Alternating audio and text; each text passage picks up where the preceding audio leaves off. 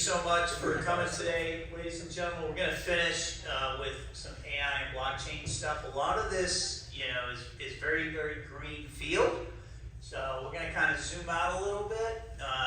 Again, as Tim mentioned, I am the Chief Evangelist Officer here at CyberSurv. My primary role is to get out and educate the public, the world, on these emerging technologies. So the first company that we had, Gold Sky Security, was really focused more on helping small and mid-sized businesses get educated on basic cyber hygiene stuff. We started that company in 2017, and after 8 years, we built it up, and we were acquired last February, and I took some time off, and my wife was like, "What are you going to do?" I said, "Well, I think I got to help these people learn AI and blockchain now." So I promised her this would be my last venture. So looking forward to presenting this, and hopefully you guys will learn some stuff. And then you can ask all the questions you want. I am a Coast Guard veteran. I will tell you that we are a mission-centric organization. We really focus on helping people become better than before they met us. And we knew that the money will follow, but we focus on people's best interests before your own, and your needs will be met. I've learned that over the years, the 40 years I've been an entrepreneur.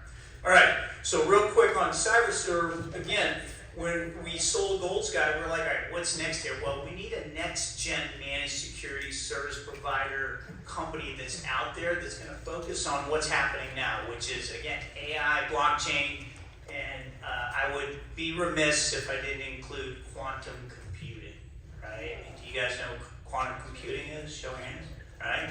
It's still 5 to 10 years away, people say, but it's out there and it's happening. But again, let's focus on AI and blockchain first. Okay? All right. So the way that we believe that we're going to best be able to help the world is this takes a village mindset. The company that acquired us is actually 360 Advanced. They are now a partner of our organization. All the IT audit work, like SOC 2, who's familiar with SOC 2 audits? Any CPA firms in the room do SOC 2 audits? No? So that's something you guys might want to start thinking about. Everyone's like, no, man, I'm not getting into SOC 2, right? But again, so I don't know if you realize this, but you are digital trust advisors, right? I mean, the AI CPA has their own framework for this, right? To help companies not only manage financial controls, but also data and making sure you're protecting data properly. So we're going to talk a little bit about that today. But we work with these partners because we kind of quarterback. We'll go into an organization. Our objective is to figure out, okay, let's diagnose your digital footprint. Let's diagnose what your objectives are from a technology standpoint. What compliance frameworks are you in scope to be compliant with that are mandated, right? And then let's help you achieve all of these objectives. So we believe it does take a village. Imagine Crypto, they actually wrote the crypto security standard, the cryptocurrency security standard. We'll talk about that in a minute.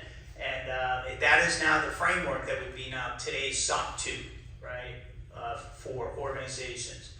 Turbo AI, another company that we do a lot of work with that is actually helping us employ AI for our clients that want to get into AI solutions, but make sure they're doing it in a secure and compliant manner. And I'm sure many of you are familiar with ThreatLocker. They're headquartered right here in Maitland. They're an endpoint protection company. Great, great organization here in Central Florida. All right, so let's zoom out for a moment. All right, I want to talk about the revolution that we're experiencing right now, but I want to go back to 1784, right? This was the first industrial revolution. This is when we went from manual labor to mechanical labor, right? And then and I'm from Lowell, Mass, by the way, and that was kind of the birthplace because we had the Merrimack River running through the city, and they used the textile mills they built along the river to create steam and water-powered textiles. Then in 1870, we had electricity that came into play, right? Think about that. If you were candle makers, right, you're probably thinking, man, I need to think about pivoting, right? And then in 1969, computers came around, right?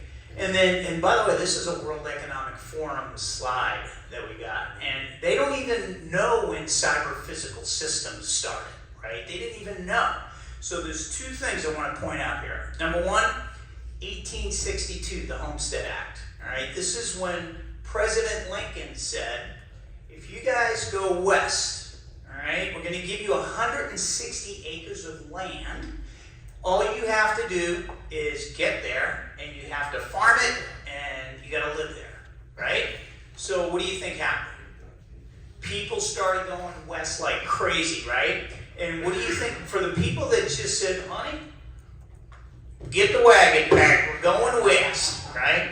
What do you think happened to those that didn't plan anything? They just went west, right? They got rampaged, the Indians got them because they didn't plan. They were just like, let's go, 160 acres of land, I'm in, right? And so what happened was people got annihilated. And what did we call this? The Wild, Wild West, didn't we? Right? Okay. 1991, the World Wide Web comes into the world, okay? So think about that, right? Now we have access to the internet.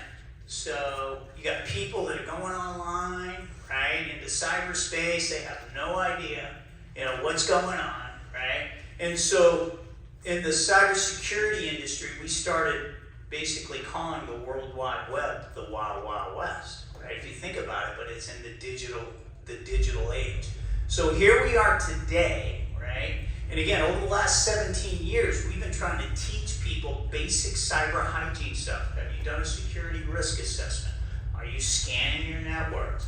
Do you have policies and procedures in place, right? Just basic policies and procedures that tell your employees how they need to behave when they're confronted with, some type of malware variant that they get hit with.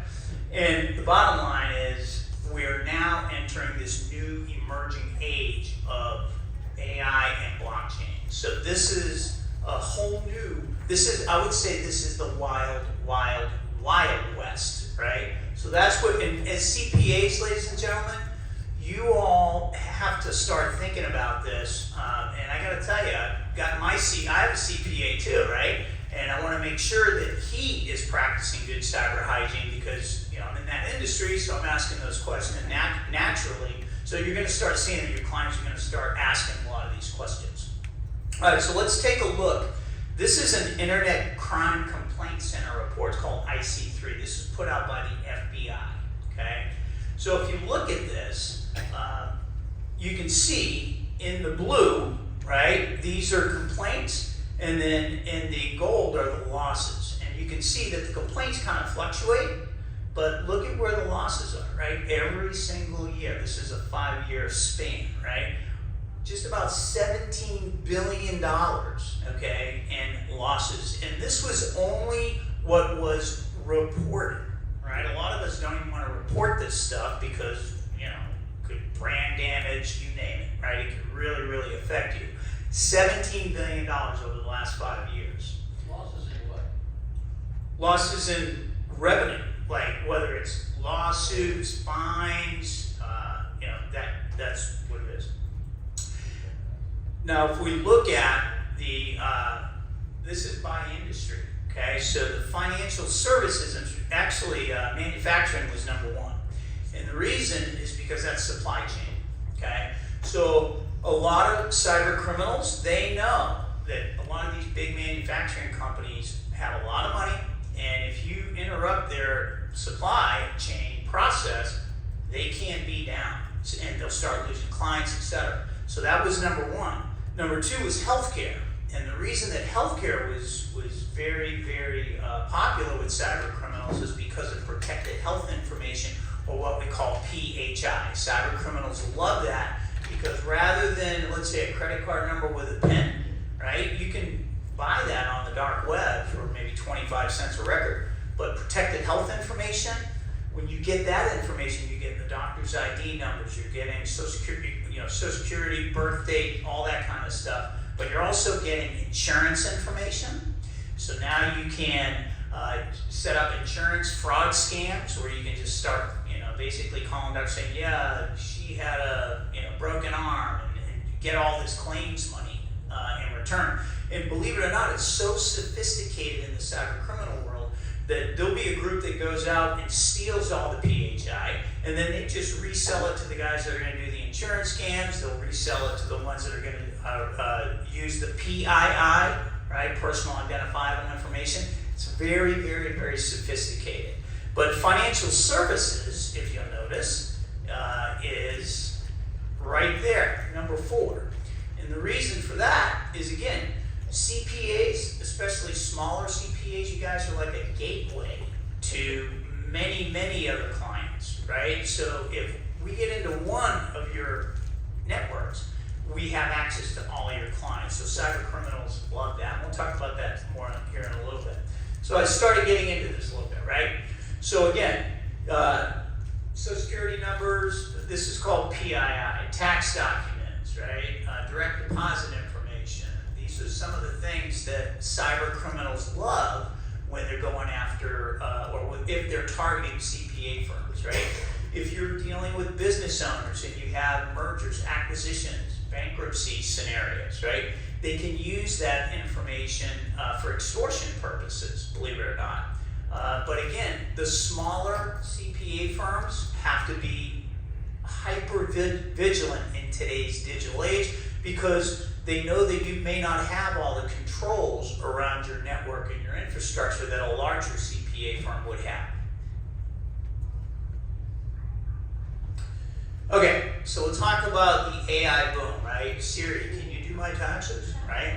And show of hands, how many people this week asked ChatGPT or whatever large language model you use for something that was work-related? How many? Okay, there's a lot of people. Right now, 68% of CPA firms are actually using some type of AI tools in their practice, all right? You've got to start thinking about what you're putting in there. So again, ChatGPT, there's Grok, there's so many of them right now. You got Gemini, they're everywhere, right? They're coming up left and right. And if you open up your phone, you're seeing all these deals about, yeah, AI, this, AI, that. AI is everywhere. So we have to, as CPAs, it's our responsibility to start getting some basic knowledge about it so we can protect our clients' data and financial information. Why? What do we like about AI? Well, crap, if you want to do a digital, ledger or whatever, you can type some stuff in there and boom, it's fast, it's efficient, and they say accuracy, but again, if you're emailing something out and you want to professionalize it or whatever, you plug it into ChatGPT and all of a sudden, immediately you have a very well-written email, and I'm hearing a lot of people doing this stuff now. So again, some of the risks, it's being misused and it's being over-trusted, and we'll talk about that here in a sec as well. All right, so what could go wrong, right? Ladies and gentlemen, I just want to say never, ever, ever, if you're doing, trying to research something or doing some type of tax return, never, ever, ever put a name, any type of date of birth, any sensitive information, never, ever, ever put it into any generative AI tool, right? It's kind of like whispering into a megaphone, right? And hoping no one's listening, right? When you put the personal information in there. So be very, very careful with that. So that's data leakage, right? Then we have these hallucinations, right? Believe it or not, if you plug something into ChatGPT, when it spits information back out, it sounds like it's 100% accurate, right? It's very confident the way it states stuff back to you. Oh, you got to do this, this, this, and this, right? But it could be what we call a hallucination. So you have to, this is where the human being comes into play. You have to double check before you send anything out, okay? Even a lot of the statistics that they'll give you back, you think, oh, wow, 68% or whatever, may not be accurate. So you always need to double check and make sure that that is correct. Prompt injection attacks. So this is when if your computer is compromised, right? You'll have these threat actors, these cyber criminals, that will actually inject, while you're sending stuff out, they will actually put stuff that is not accurate in there intentionally, just to try to, either they're after something or whatever, but prompt injection attacks are out there and they're happening. Again, 80% of the issues that we're seeing, it's happening internally. It's what we're plugging into these AI tools, right? It's not what the AI tool is doing. So we have to be hyper vigilant about making sure that as we're putting information into these AI tools, we're doing it responsibly and, again, in a very generic type manner.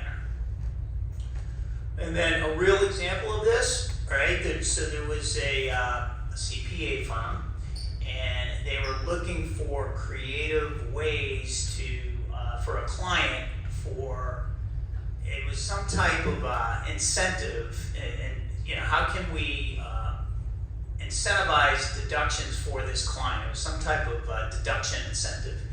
And so it came out with some really clever ideas to how to, add additional deductions, but the one idea that it came out with was not compliant. So what happened? They filed it, and the IRS red flagged it, and they got audited, right? And that's the last thing we want our clients to have happen, is to get audited, right? So again, you got to be very, very cautious about that. All right, so let's talk about blockchain for a minute, right? When we say blockchain, the first thing people think of is Bitcoin, right? Or the crypto bros that are out there, right, on YouTube, and they're like, hey, we can turn $500 into $5 million. You just gotta, get this cryptocurrency, right? They're all out there, and it's actually a lot more than that when we think about blockchain. Crypto is definitely a piece of it, but blockchain is, well, it says it right there, right? It's a secure, permanent, digital ledger, okay?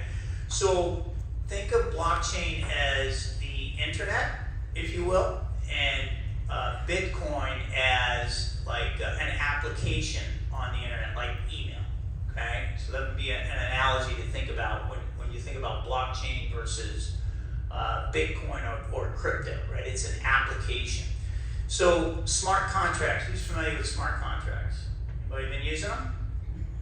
Okay, so again, these are digital contracts that you can create yourselves, by the way. There's applications like Remix that are out there online, and it's all written in blockchain.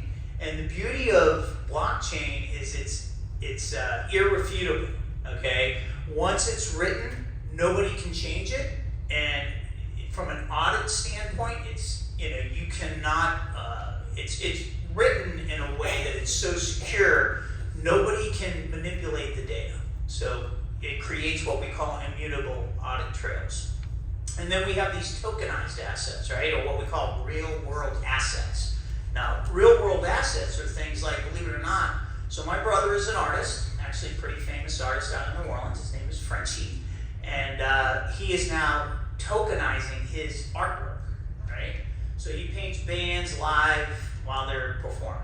And what he does is he'll tokenize that asset, and people, they actually assess a value to it. And so wine collections, my chief operating officer has a watch that he got that is also, it's a tokenized asset, and he knows down to who made it on what manufacturing line, of this. Apparently it's a real expensive watch. I'm not a watch connoisseur. But so these are now assets that we're seeing that are beginning to get tokenized in this digital age that we live in, and it's all through blockchain. And then, clients are going to start asking you about this stuff. So you need to be ready to at least have a basic discussion about it, or turn them on to someone that knows something about it. Yes, ma'am. What is tokenized? Tokenized means to convert it to a digital asset, okay? So tokenization is where, this is all the encryption algorithms that are built into blockchain, right? And that's what tokenization is. It's all heavily encrypted, and again, it's way beyond, we don't need to go down that rabbit hole, okay? But A token when you put it in the slot machine? No. You see what I mean? Are we in the Wild Wild West or what? This is what I'm trying. This is the message I want to get to you before we end today. Yeah. Right. Okay. So again, all right. So again, Wild Wild West, right? Or not another wild in there. Wild Wild Wild West, right? So now we got to start regulating this stuff. How do we even track it? So this is the cryptocurrency security standard that I mentioned earlier, right? It was developed by an organization like the AICPA. All right, think about this as the AICPA. It's called the Cryptocurrency Security or Certification Consortium, or C4 for short. All right, it's a lot of long stuff here you got to think about. So what they're doing is they're saying, all right, how do we know if a company is sending out this blockchain in a secure and compliant manner? You got all these crypto wallet holder companies that are out there now. How can we regulate them, or at least get them to on a framework of compliance that says they're doing this in a secure and compliant manner? Hence CCSS. Again, think of this as like SOC 2 or ISO 27001 for cryptocurrency. All right, so this stuff is coming out. But ladies and gentlemen, I'm telling you right now, you're not going to hear anything about this stuff across the U.S. Very, very few companies are talking about it. And again, I'm going back, this is why CyberSurv exists, right? We want to educate you on what's happening out there before the general public has any idea. So this is very, very greenfield stuff, okay? So again, it sets the security benchmarks for managing crypto assets. They just came out with version 9.0. And as a matter of fact, the gentleman that heads up this council is on our board, right? So we're very blessed that we have unbelievable thought leaders in the blockchain and AI space that have joined our team to help us start protecting the world against the vulnerabilities and just not knowing. And think about this, one breach, okay? 60% of small, mid-sized businesses that get hit with a data breach or any type of data exfiltration are filing bankruptcy within 6 to 12 months. All right? So we've got to start taking this very seriously. All right. Who's familiar with the Genius Act? Okay. All right, guys. That's right. Well, it just passed the Senate. All right. Now it's going to get through the House of Representatives. So again, this just passed like last Thursday, right? June 17th. So I know that you guys are looking at me like, whoa, what is this guy even talking about, right? I'm just trying to get you educated on this stuff. So at least I'm planting the seed in the back of your mind. So when you leave here today, you're going to start thinking, you know what? I need to really start trying to get in front of this. And we're here. We're based right here in Orlando. So you'll have this presentation as a takeaway, but you'll have my contact information. Reach out to us. We will help you, start learning this stuff. But we do a lot of webinars. Again, I'm the Chief Evangelist Officer, right? So I'm very passionate about this stuff. Okay, so the Genius Act basically said, okay, so now we're going to take what we call stable coins, all right, which again, it's a form of cryptocurrency that the federal government is saying, okay, we're going to take these stable coins and now we're going to equate it to $1, right? So one stable coin is equal to $1, okay? So now you've got the Treasury Department. I mean, this is all now starting to get regulated, ladies and gentlemen. So these stable coins, these tokenized assets, right? This tokenization, right? Are going to be worth $1. And I'll tell you, we have right now a private equity group that is wanting to take one of their point of sale portfolio companies and add the ability to accept these stable coins, right? So in other words, if you go to a store, rather than giving them your credit card, you can actually pull out your crypto wallet and you'll have stable coins in there, right? Like a credit card, but it would be your phone. And boom, you can start paying with that. So we're actually in the process of putting together a plan to build them a gateway to plug in to their point of sale system. So now it could be credit cards and crypto. Yes, sir? What's the difference between paying it that way versus using a credit card or a debit card? It's a lot more secure, okay? Again, because it's through blockchain, right? And again, what's happening, it's all decentralized, okay? So fraud, the ability for... You can't steal it and transfer it. Exactly. It's next to impossible. Now again, when quantum computing comes out, that's going to all change everything, right? But I don't want to go there today. I don't want to. Stealing $90 million at a time from Iraq. Yeah, pretty much. Stealable, how could they get the $90 million? I mean, if they're stealing it from the different wallets, the hackers. Well, that's the thing, right? This is why, because you're right. Hackers are now starting to get smart, so they're going after the crypto wallet holders, right? And we're starting to see some of that. Big bucks, like you said, $90 million, $100 million, right? So we need to start, because it's such the wild, wild west right now, we have to start saying, all right, Mr. Crypto wallet business owner, how did this happen? How are you managing, your security of your platform? And now they're going to have to start going and doing these compliance audits, right, that are all focused on blockchain. And at the end of the day, it's all about key management. That's really what this is about. It's key management. Just like Apple Pay that kids are using. Kind of. Again, we could get into the weeds on this. I'm trying to keep it high level because I just don't want to lose you. But like I said, I'm already on. I'm sorry, guys. All right. So some of the ways that they're coming after us is what they call deep fakes, right? And impersonation. So what is that? Well, again, AI now, what they can do is they can literally have your boss, like a visual of your boss on a Teams call, okay? And literally talking to you like you think that, it's them. Or their voice calling you on the phone. And the way that AI works is it manipulates the voice so it sounds like exactly who your boss is saying, hey, I need you to do this transfer of $180,000, right? It's crazy what can happen. As a matter of fact, last night we were at our dinner meeting and I went up to go to the restroom. I get back and Jason, the gentleman that was just speaking, he starts touching my shoulder. He goes, are you really here, Ron? You're the AI guy, right? And I went, yes, I am really here. So you just never know, guys. I'm just telling you, this is way beyond us. Okay, manipulated AI outputs. Again, these are cyber criminals that are ahead of the game, and what they're doing is they're saying, all right, well, I'm going to manipulate this AI, and it's going to help them get whatever they're after, right? Whatever they're after out there.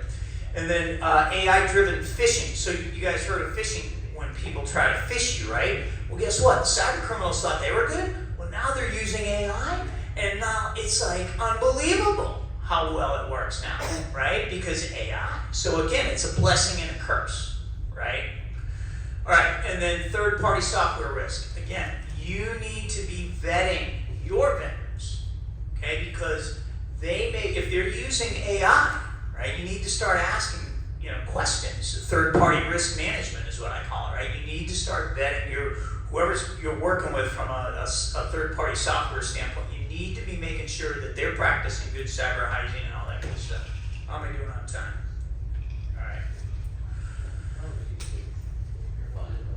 All right. So again, ladies and gentlemen, and I'm very serious about this, and I know a lot of you are like, golly, man, this guy's losing me, right? But you need to start thinking about becoming a cyber risk translator. You need to start getting yourself educated on some of this stuff because listen, again, my CPA, when I interviewed him, I was like, all right, it's great. No, it sounds like you do taxes great. You've been doing it 30 years. So talk to me about how you're going to protect my data, right? Who are the partners that you're using? Tell me about some of the applications you're using, right? Now, again, I'm a cyber guy, so that's one thing. But I'm telling you that as the general population starts getting smarter about this, we trust you guys with all of our money, right? So we're going to expect that you're protecting our money by making sure that you're working with partners that are also practicing good cyber hygiene. All right, again, it goes back to this trusted partnership, right? You heard Tim say, he said, look, we've had, now when I was running Gold Sky, we were doing security risk assessments for this organization. And because they wanted to make sure that you, as their partners, or however you guys do business together, right? That they're gonna protect you, because if they get impacted, then guess what? You could be impacted. So they're very vigilant and diligent about making sure that they practice good cyber hygiene. And it's a journey, all right? It's not a destination. This is something that is ongoing. And this is, again, my wife said, are we done yet? I said, I got one more in me, honey. And that's why we created CyberSurv. This is the last one for me, but it's gonna focus on AI and blockchain and, I don't know, man, maybe quantum computing, but that'll have to be another one. All right, so this is a security checklist.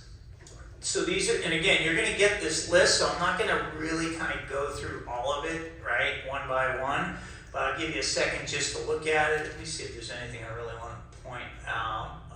Again, pre-approved AI tools, encrypt your files before any blockchain upload. And it sounds like you guys aren't really doing anything with blockchain. I thought that maybe some of you were, so I won't go there right now. Vet any smart contract templates, but again, sounds like none of you, based on the show of hands earlier, you're not using smart contracts with.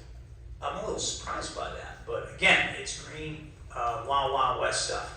If we don't know what smart contracts are, how can we use it? Exactly, right? So that's what I'm saying is, I thought that in the accounting world, right, that CPAs especially would have already been exposed to smart contracts. Again, there's... We wanted to give you all a comfort level before we finish today. Well, I'm going to do that, Tim. Explain what a smart contract is. So again, it's a digital tokenized contract, all right? Irrefutable, okay? So you can go, they have all these applications, like Remax is a big one, right? You go in there and you can create a contract for anything, any type of business, whether it's payroll processing or anything. You create this contract, and it's all through blockchain. And so you send it out, and nobody can change it. There's no way it can ever be changed. And again, it's very, very, very secure, and it goes to certain people. They approve it, and then the contract is complete. So again, I don't want to get too far in the weeds on this, because I think we're going to end up losing. Yeah. Is the idea to make sure that someone can change the contract after the fact, or is the purpose more to have security so only the parties interested in the contract? Both. Absolutely. Yes. Again, as we get further down into the digital age, right, on this journey, people are trying to figure out how can we make it more secure, because the cyber thugs, it's like the cat and the mouse, right? It's like, these cyber thugs and the cyber, the good guys and the bad guys are all trying to outsmart each other. It's crazy. Let's see, multi-factor authentication, ladies and gentlemen, use it everywhere you can, right? MFA, everybody know what that is? Multi-factor authentication, all right, there we go, see? All right, always use it. And two-factor authentication is another name for it, okay? Again, blockchain and AI training and security awareness, all right? This is basic stuff. And we will start to promote these training programs. And again, we're going to try to keep it really basic so that people can start to mentally digest this stuff. You're being exposed to something that is unbelievably cutting edge right now, okay, that not a lot of people are talking about. All right, so what are the takeaways? Embrace the new tools that are out there, but do it responsibly, okay? Respect the risks, because again, one breach, one scenario, you could be out of business, all right, within 6 to 12 months. In cyber insurance too, they will not cover. They're trying to deny claims now, because people say when they fill out their underwriting forms that they're doing, annual security risk assessments and pen testing, and what's this scanning thing? Yeah, we do that, right? And they don't know what they're saying yes to, and at the the end of the day, when something happens and the insurance company looks at it and they say, okay, we see your security risk assessment, guess what? They've never done one, so they're denying the claims. Not to mention they're also getting their clocks cleaned, with claims, because so many people were getting breached, right? Stay up to date on laws, regulations, compliance standards like the one I just shared with you, the CCSS and the Genius Act. And then at the end of the day, and I want to close with this, because it all goes back to basic cyber hygiene, okay? So again, use strong passwords, multi-factor authentication, right? Keep your systems and your software updated. Anybody hear of Patch Tuesday? Patch Tuesday, it's a thing that Microsoft does, right? They always send their updates to their applications on a Tuesday. You should be in the routine of making sure you're updating your laptops, all your devices, and making sure that they're updated on you don't have to do it weekly, but maybe monthly. I would recommend weekly, but you could do it monthly. Regular backups, right? You want to back up your data. If you ever got ransomware, okay, and I'll give you a quick, we had a law firm, they got ransomware, and we were negotiating with the cyber thugs, and back then you can only negotiate in Bitcoin. So we told them buy 2 Bitcoins and we're going to try to get them down to 1, right? And we could tell this was an amateur cyber group. And we got them down to 1. And so they're like, all right, we'll send you the decryption key so they could get their data back. Because, they, I guess it was the cousin of one of the owners of the law firm was running the IT, right? And he was saying, oh yeah, I'm doing the backups. Well, they weren't being done. He said they were, but they weren't. So we ended up, we worked with these cyber criminals, and they were giving us all the data back, and about, I think it was 800 files came back. They were poisoned or whatever. So the security incident responder that was working on called me and goes, Ron, we got 800 records that didn't come back, and that meant in the state of Florida, if it's 500 more records, you have to report it to the state, the media, and the Florida Bar Association, right? So this poor owner of this law firm was bawling her eyes out, right? And we're like, So I said, Rudy, why don't you just reach back out to him, and just tell him what happened. We had nothing else to do. So we did. What do you think happened? We are so sorry. I mean, their customer service was impeccable, ladies and gentlemen. And this is what I'm trying to tell you, in the cyber criminal world, it's a business, right? And they ended up giving us the key back, and we got every single one of those records back. And I'll tell you, we were out at dinner, I don't know, 6 months later, and she saw us in this restaurant, and she came in, oh my God, right? And then like 2 years ago, because this happened 3 or 4 years ago, apparently they never sold the other Bitcoin, and they forgot about it. So what do you think happened? Bitcoin went through the roof, right? And so she was like, God, you're not going to believe this. The Bitcoin that we forgot about is like worth $40,000, and it paid for your risk assessment, all your DFIR stuff, and we had a little left over. We were like, right on. That's good to hear that, right? We could have avoided all that if we practiced good cyber hygiene. So again, these 10 practices here, again, you should be doing an annual security risk assessment, all right? And that means that you're going to look at your people, your processes, your facilities, and your technologies, all right? It's not just doing a scan of your environment. That is not a risk assessment. It's called NIST 830. NIST is the National Institute of Standards and Technology. They write all these publications for us to know how to practice good cyber hygiene. And we do all this stuff. We do risk assessments, we do penetration testing, we'll help you re-architect your infrastructure, right? So we'll have companies that have major breaches, and they're like, all right, we need to relook at all of our vendors. So we'll come in with our team, and we'll reassess the whole scenario, do all the cleanup, and help them choose other vendors, right? All right, so questions? Yes, ma'am.